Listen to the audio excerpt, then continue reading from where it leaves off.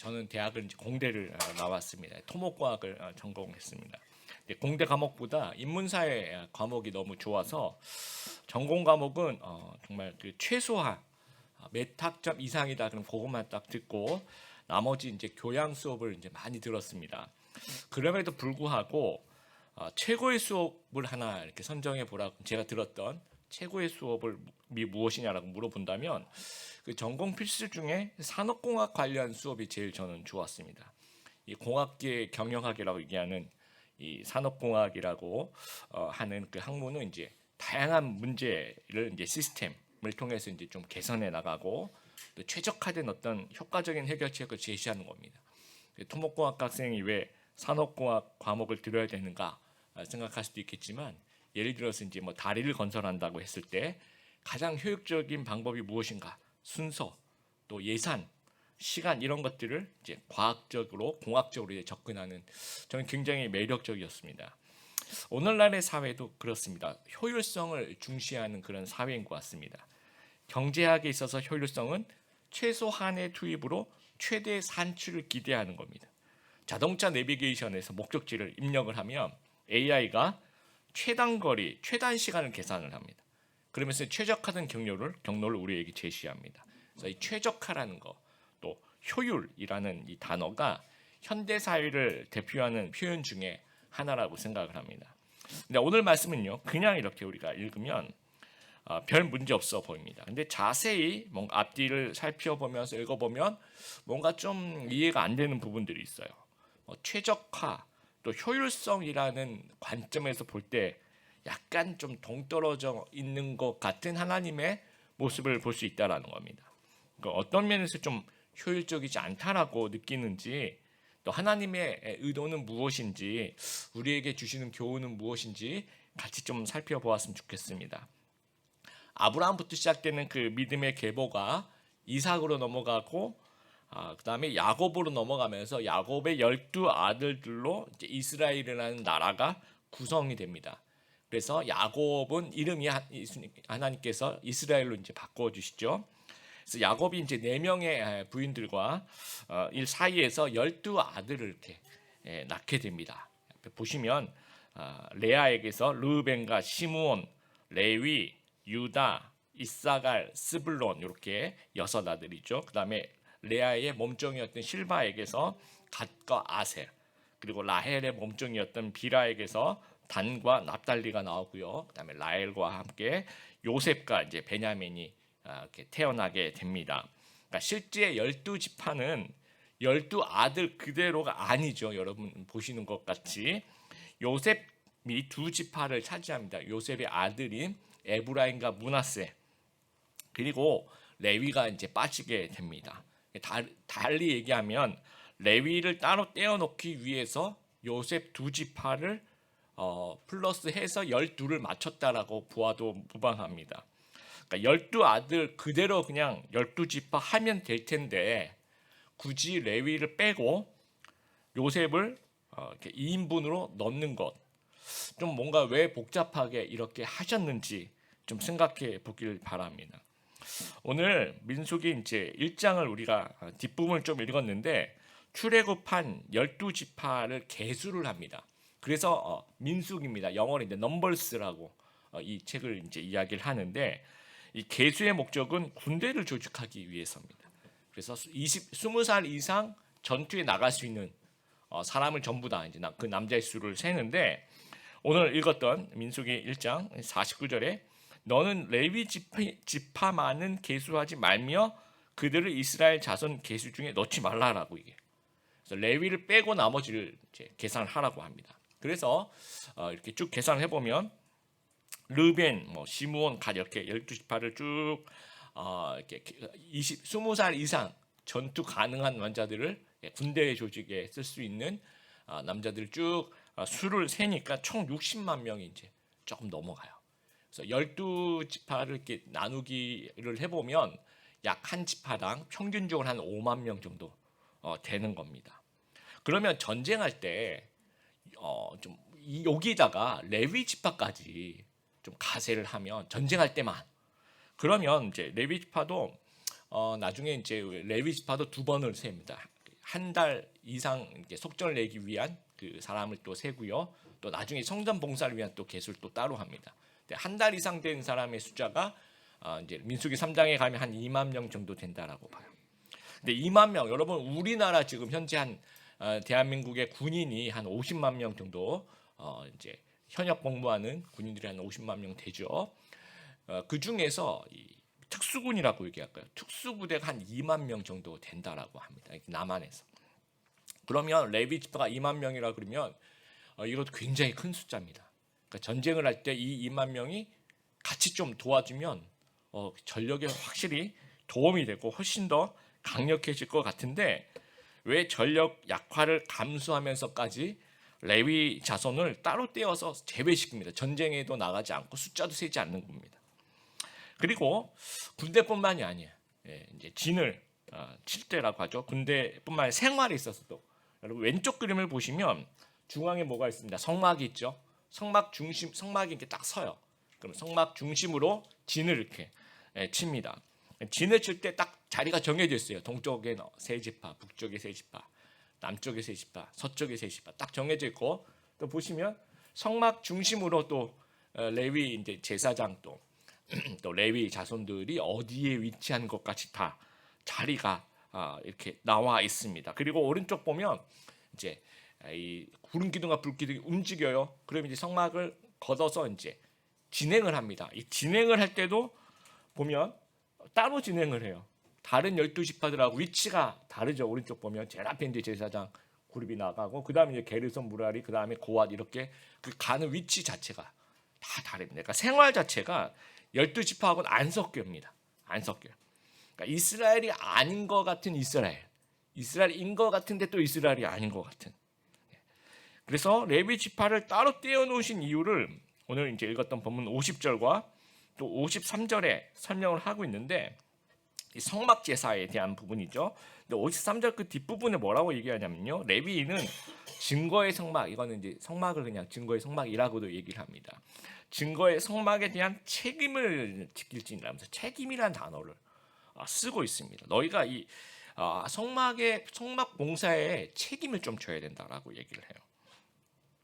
그래서 이제 민수기 4장에 보면 이제 레위 지파를 또 따로 계산합니다. 이게 군대 개수와 다릅니다. 30세에서 50세까지 성막 봉사를 할 수 있는. 아까 그 군대 조직은 20세부터 아주 나이가 많아도 싸울 수 있을 정도로 건강하면 그 숫자를 다 셉니다. 그런데 레위인은 그 중간 정도 되겠죠. 30에서 50 사이에 있는 남자 숫자만 딱 셉니다. 그 레위의 아들들이 3명 있습니다. 첫째 아들이 이제 게르손이고, 그다음에 둘째 아들이 고앗이고, 그다음 이제 무라리. 그래서 레위 집안 딱 이 세 분파라고 얘기할까요? 세 족속, 세 자손들. 그래서 이 전통적으로 이제 이 세 분파가 있는 거예요.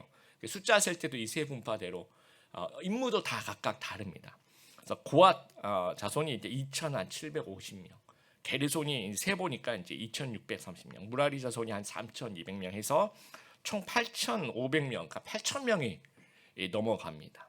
근데 임무를 감당하기 위해서 여러분 이 8,000명이 많은 인원일까요? 아니면 적은 인원일까요?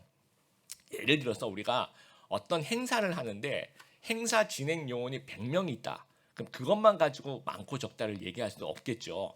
만약에 우리가 한 10만 명 넘는 행사를 한다라고 한다면 이 행사 진행 요원 100명은 좀 적은 인원일 거고요. 만약에 행사 자체가 한 50명 온다 그러면 이 행사 진행용 100명은 이건 뭐 너무 턱없이 많은 굉장히 남아도는 그런 인원일 거예요. 그래서 레위 자손별 임무가 있는데 여러분 이제 성막 그림을 한번 보시면요. 민수기 1장 50절과 민수기 4장에 고앗, 게르손, 무라리가 어떤 일을 해야 될지 여러분 이제 성막 그림을 보시면 고앗 자손은 뭘 하냐면요. 이렇게 펜스가 쳐져 있는 그 안쪽이 다 이제 성막이라고 하면 그 지성소와 성소와 지성소가 안에 있는 이런 어떤 이제 구름이 올라가 있는 거기가 막 지성소가 되겠죠.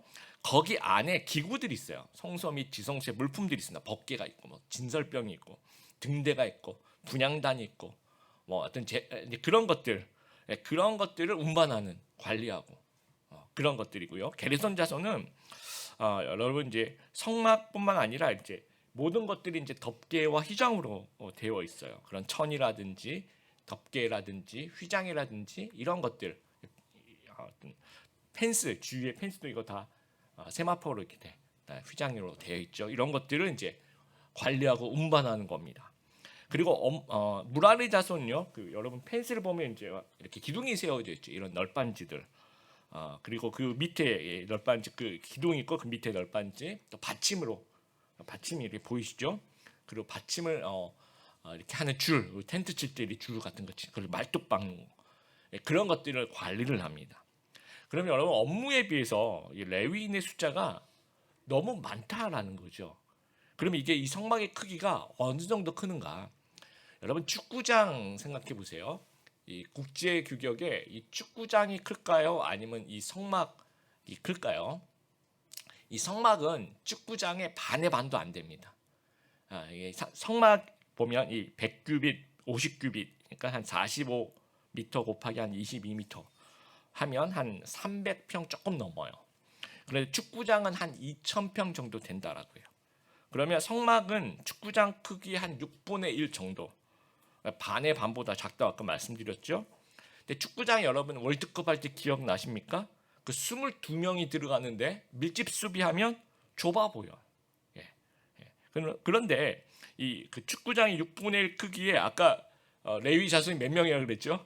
8,000명이 넘습니다. 300평의 담당자가 세계 자손에 약 8,000명이면 업무에 비해서 너무 많은 거, 그렇게 생각이 되는 거예요. 제 생각, 이건 어디까지 제 생각, 한 100명만 있어도 충분할 것 같은데 100명보다도 80배가 더 많은 8,000명이 배치가 된다는 거예요. 그것도 아무 일도 시켜서는 안 돼요. 군대도 안 가고 하여튼 뭐 무슨 일이 있어도 생활도 따라하고 완전히 이렇게 따로 떼어놓은 겁니다. 너무 좀 비효율적이지 않는가라는 생각이 드는 거예요. 역대상 24장에 보면요, 이제 제사장 성전 봉사를 하는 그 아까 이제 우리가 레위인 숫자를 셌죠. 제사장 수를 세니까 제사장도 너무 많아요. 그래가지고 이제 24개 팀으로 나눕니다. 그래서 이 24개 그룹을 이제 뭐 반차라고도 하고 24개 반열이라고도 이제 성경이 번역하고 있습니다. 그래서 이 성전 봉사에 이제 이 전통이 된 거예요. 24개 팀으로 돌아가는 거. 그래서 예수님 당시의 제사장 수가 약 한 2만 명 정도 되지 않을까라고 생각을 하면 그 2만 명이 24개 팀으로 돌아가는 거예요. 그럼 한 팀에 800명입니다, 여러분. 근데 그 800명이 1년에 이제 52주잖아요. 근데 1년에 2주 정도만 봉사를 합니다. 그러니까 한 회에 7일인데 1년에 2회 봉사를 하니까 제사장의 업무가 그럼 또 많냐? 아까 그 성막을 조금 더 크기가 조금 그거보다 이제 조금 더 뜰이 더 크죠. 제사장의 업무는 성소에 들어가서 촛대와 향과 진설병에 대한 그런 봉사와 또 뜰에서 제사를 이렇게 드리죠. 그러면서 레위인을 감독하는 겁니다. 그러면 뭐 성전이 그러면 뭐 한 800개 정도 되냐? 아닙니다. 성전이 몇 개 있죠? 예루살렘에 딱 하나 있습니다. 전국에 딱 하나. 근데 800명씩 한 팀이 800명이라는 거죠. 한번 봉사할 때 너무 많은 거죠. 그리고 52주 중에 2주만 딱 봉사를 하고 나머지 50주는 없습니다. 각자의 그 지정된 그 고을에 흩어져서 거기서는 이제 율법을 가르치고 이제 그런 역할들을 하고 있습니다. 그러니까 예비 전력인 거죠. 비효율적이라고 생각하는 겁니다.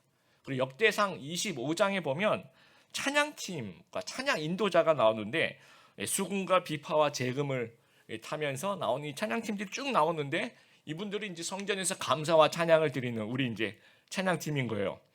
근데 그 숫자가 288명이 나와요. 그래가지고 이것도 너무 많으니까 이제 제비를 뽑아서 아까 이제 24개 팀을 만드는 게 이제 하나의 전통이라 그랬죠.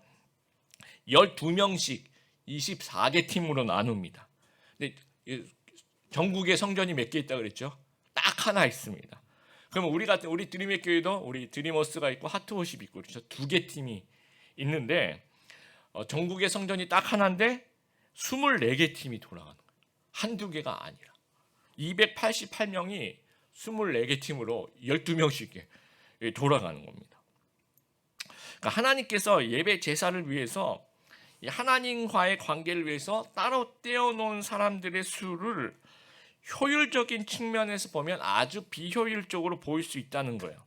전쟁이 나도 유사시에 그때만 참여하면 좋겠는데 안 된다는 겁니다. 어떤 경우에도 안 된다는 거예요. 성막봉사에 8,000명의 레위인과 제사장 24개 팀, 찬양팀 24개 팀. 왜 이렇게 많이 준비하셨을까? 하나님도 이것이 경제적인 어떤 그 비용과 여러 가지 것들로 봤을 때 비효율적인 것을 아실 텐데 이유가 무엇일까 좀 생각해 보자는 겁니다. 이 찾는교회 시절에 그 이대 빗골로 지금 이제 비아 37로 이름이 바뀌었는데요. 이대 빗골로 제가 아주 자주 갔고 이제 저희가 사무실로 알글로 들어간 적도 있었어요. 그래서 이제 하루 종일 거기 앉아가지고 그 옆에 있는 그 공간에 앉아서 그 이제 그때 당시에 그 하루 종일 영업을 이제 하는 모습을 지켜보는 거죠.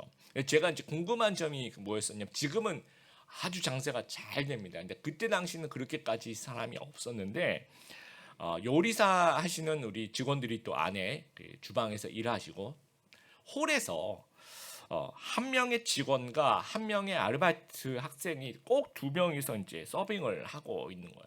그래서 제가 볼 때는 한 명만 있어도 그 직원 언제나 늘 오시니까 그 직원 한 명만 있어도 충분할 것 같은데 언제나 그 당시는 그 손님이 그렇게 많지 않았어요. 그래서 왜 꼭 두 명이 해야 되는가 좀 그래서 질문도 해보고 왜 이렇게 꼭 두 명 하느냐 이렇게 질문도 해보고 그랬습니다.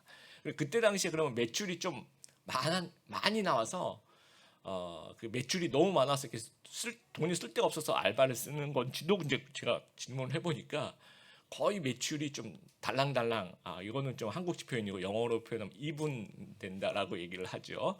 거의 그냥 비슷비슷하다. 그러면 비용 절감 면에서 홀에서 한 명만 있으면 될 텐데 서빙을 좀 효율적으로 하면 안 될까라는 그런 질문을 제가 해봤어요. 근데 이 사장님 생각은 좀 다르더라고요. 이 핵심적인 부분에 있어서 이 효율성을 따지면 안 된다는 거죠. 이 서비스에 어떠한 공백도 생겨서는 안 된다라는 겁니다. 그러니까 비용이 좀 더 들더라도 효율성보다는 이 서비스라는 핵심에 중점을 둬야 되는. 결국 그것이 가게를 살린다는 겁니다. 지금 아주 잘 되고 있습니다. 여러분 효율성보다 더 중요한 것들이 있어요. 여러분 포스트잇 만든 그 3M이라는 회사가 있습니다. 이게 잘 아시다시피 우연한 실수에 의해서 이제 포스트잇이 발명이 됐어요. 그 스펜서 실버라는 연구원이 뭔가 배합을 하다가 뭔가 실수가 일어난 거야. 그래서 아주 딱 달라붙지도 않으면서 그렇지만 이렇게 흘러내리지도 않는 적당한 우리가 생각한 적당한 그때는 그것이 실수라고 생각했던 거예요. 그래서 이제 실수지만 그래도 논문을 발표합니다. 논문 자기들끼리 이제 이런 일이 있었는데 내가 이렇게 했는데 이런 게 나오더라. 그때 당시는 사람들이 별로 호응이 없었어요. 그래서 그냥 잊혀졌습니다. 아서 프라이라는 이분도 이제 그 3M의 직원이었는데 교회 가서 이제 성가대를 하고 있었는데요. 이제 성가대에 이제 찬송가 이렇게 있으면 요 곡을 불러야지 하면서 여기다 이제 종이를 끼워놨던 거예요. 오늘은 속지같이. 그런데 이제 찬송가를 이렇게 들고 있으면 되는데 이렇게 드니까 이게 쏙 빠지더라는 거죠. 그래서 노래를 불러야지 아까 내가 이렇게 해놨는데 딱 보니까 이게 종이가 빠져가지고 어디를 불러야 될지 모르는 그 일을 이제 당한 거예요. 주일날. 그러면서 그때 이제 생각이 났던 게 그때 어느 연구원 한 명이 뭔가 이렇게 탁 달라붙는데 그렇게 이게 아주 그냥 딱 달라붙는 것도 아니고 떨어지지도 않는 뭘 그런 걸 발명했다던데 그게 뭐지 하면서 그 논문을 찾아서 자기가 읽고 자기가 이제 다시 이런 걸 한번 만들어 보면 어떻게 했느냐라고 이제 다시 보고를 합니다. 근데 그때도 상부에서 또는 사람들이 호응이 없었어요. 이게 처음에 혁신이라는 게 그렇잖아요. 이게 뭔지 모르니까. 그런데 3M에 무엇이 있었냐면요. 15% 규칙이라는 게 있었어요. 그 당시에도 아주 옛날부터 전 직원의 업무 시간의 15%를 그 시간을 자유롭게 개인 아이디어 구상에 사용할 수가 있는 거예요. 그래서 혼자 그 이제 15%그 자유로운 그 시간 속에서 혼자 연구에 매진해요. 그래서 이제 포스트잇을 개발을 한 겁니다. 여러분 15% 하루에 8시간 일한다고 하면 72분입니다. 1시간 12분이에요. 자, 회사 입장에서 보면 직원이 1시간 12분 동안에 엉뚱한 일을 하고 있는 것 좀 보일 거 아니에요. 그럼 그거 없애야지 더 효율적으로 직원들에게 일을 시킬 수 있을 것 같다라는 거죠. 그런데 실제로 이 좀 비효율적으로 보이는 이 15%를 확보해야지 이제 회사가 살아나는 거예요. 그럼 이 15%의 시간은 효율성의 시간이 아니라 중요성의 시간, 핵심의 시간이라는 겁니다. 혁신을 꿈꾸는 시간이라는 거예요. 그래서 구글도 이거를 이제 차용을 해와서 구글에는 20% 타임제라는 것이 있습니다. 자신이 원하는 창의적인 프로젝트에 자신의 시간의 20%를 할애할 수 있도록 배려하는 그런 제도라는 거죠. 핵심을 지키는 일이 효율성보다 앞선다라는 거예요. 운동선수도 마찬가지입니다. 역대 한국인 최고 타자 메이저리그라고 하는 이 추신수 선수 같은 경우에도 경기가 이제 2시 낮 경기가 있으면 오전 7시부터 나와서 운동을 한대요. 또 야간 경기 한 6시 좀 넘어서 경기가 있으면 오전 11시부터 남들보다 훨씬 더 일찍 나와서 뭐 하냐 웨이트 트레이닝 하고 배팅 연습을 하고 몸을 만드는 거죠. 그런데 우리가 언뜻 생각하기에 이제 매일매일 경기가 있으니까 잠을 좀 더 자거나 아니면 체력을 아끼는 것이 좀 더 효율적이라고 생각되는데, 왜냐하면 시합이 더 중요하니까 이런 생각은 굉장히 근시안적인 마인드라는 겁니다. 매일 시합이 아니라 시합 전에 기본 몸을 유지하기 위해서 대부분 에너지를 투입하는 것이 장기적인 롱런이 가능한 장기적인 안목에서는 그게 맞다라는 거예요. 그러니까 이렇게 따로 떼어놓은 루틴이라고 얘기하는 그 따로 떼어놓은 시간이 이 추신수를 비롯한 많은 운동선수들을 더욱 위대한 선수로 만드는 것입니다. 개인 데스크탑 여러분 집에 혹시 있으시면 갑자기 정전이 되면요, 예비 동력이 탁 생기고 또 예비 발전이 막 되나요? 그런 거 없죠. 정전이 되면 그냥 빠이빠이가 되는 겁니다. 왜냐, 그 예비 전력을 왜 안 만드냐? 이게 비용 대비 비효율적이에요. 개인 데스크탑은 그렇게까지 할 필요가 없습니다. 근데 예를 들어서 대형 병원에서 막 수술하고 있어요. 개복을 하고 뭐 암덩어리를 떼내려는 순간에 정전이 딱 됐다고 생각해 보세요. 되게 이게 정말 당황스러운 모습입니다. 그래서 우리나라 의료법에 분만실, 인공투석실, 내시경실, 또 중환자실에 정전이 발생했을 경우 0.5초 만에 전력을 공급하는 비상 전원 장치를 반드시 설치하게 되어 있습니다. 정전이 혹시나 발생하더라도 지장 없도록 그렇게 만들어 놨다라는 거예요. 그러면 생각할 때 우리가 1년에 여러분 정전 몇 번, 우리나라에서 정전 몇 번 나을까요? 그러면 설치 유지 비용 이렇게 생각해 보면 그것만 계산해 보면 좀 비효율적입니다. 그런데 이건 생명의 문제이기 때문에 이거는 비효율이다 효율이다 이걸 따질 문제가 아니에요. 이건 굉장히 중요한 문제이기 때문에 정말 모든 분들이 이건 동의할 수 있어요. 이거는 비용이 들더라도 이건 반드시 해야 된다라고 생각하는 거죠. 레위인들, 레위인을 우리가 영적인 레위인은 이런 거예요. 우리 3M의 그 15% 같은 거, 또 구글의 한 20% 타임제 같은 거, 운동선수의 루틴 같은 거, 이런 것들이 다 레위인이 하나님과의 관계를 지키기 위한 제도라는 거죠. 그래서 민수기 3장 12절 레위 사람 내 거다라고 얘기하십니다. 다른 사람이 가까이 가면 죽임을 당하죠. 아까 우리가 읽은 것처럼 건들지 말라라는 겁니다. 아무리 많아도 줄이거나 다른 데로 빼가지 말라는 겁니다. 효율성이 아닌 중요성, 하나님과의 관계를 그렇게 해야 지킬 수 있다라는 거예요.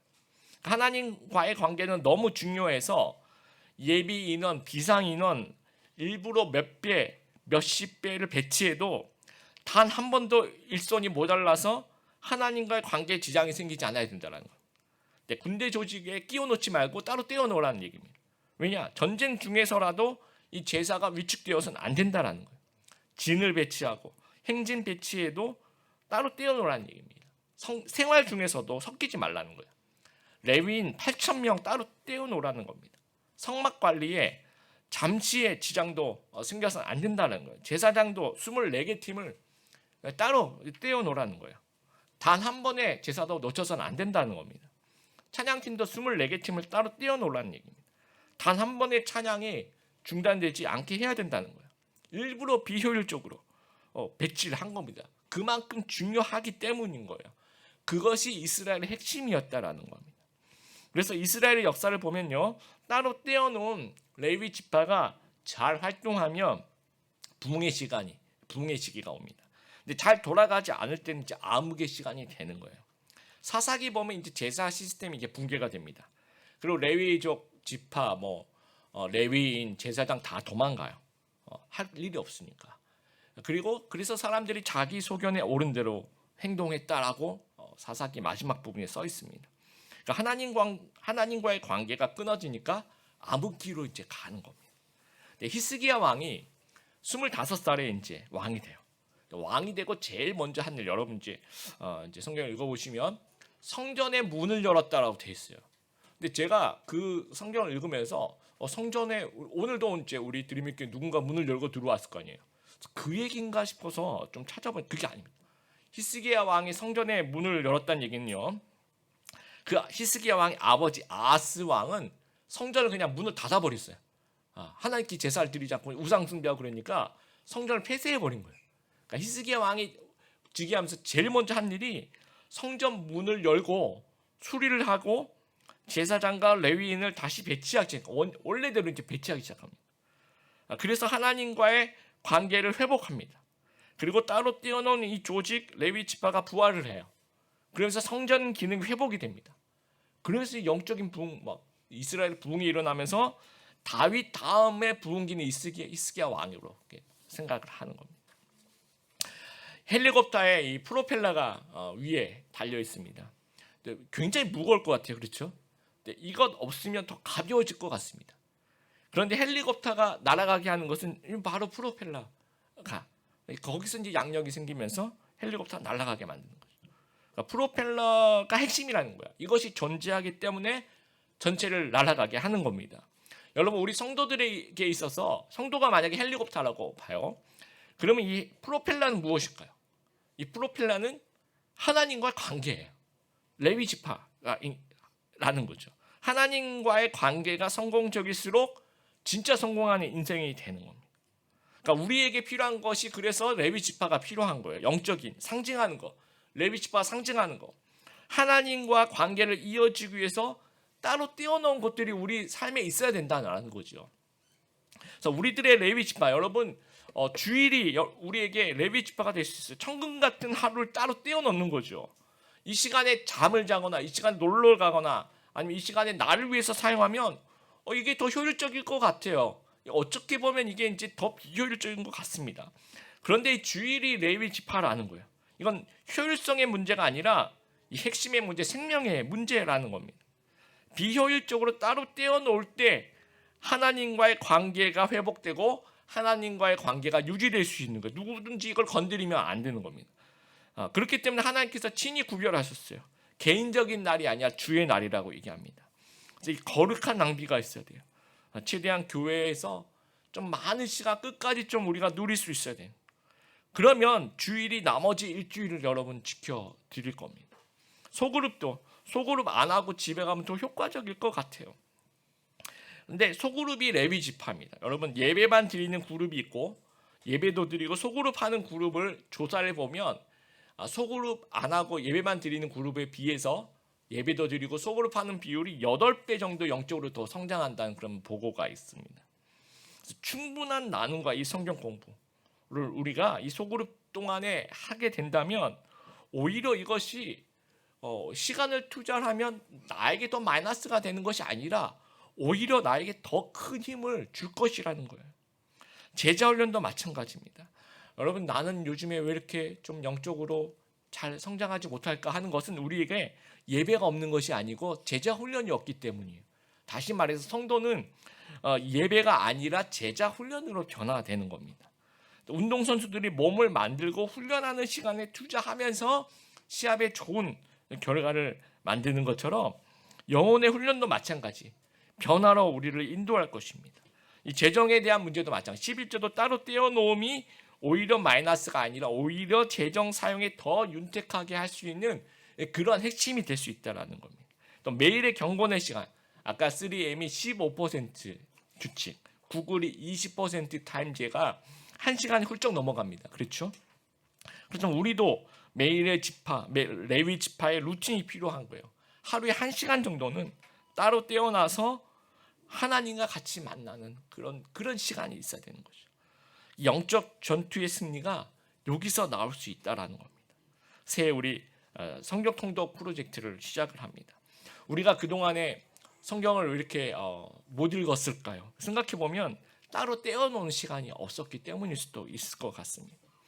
그래서 이것이 레위 지파라고 생각하고 이것이 우리를 살린다라고 생각하고 요시야 왕이 율법책을 발견해서 삶이 변화됐던 것처럼 저희도 이 말씀 읽으면서 그 시간을 또 따로 떼어놓으면서 우리에게 좀 부흥의 시간을 좀 가져보는 저희들이 되었으면 좋겠습니다.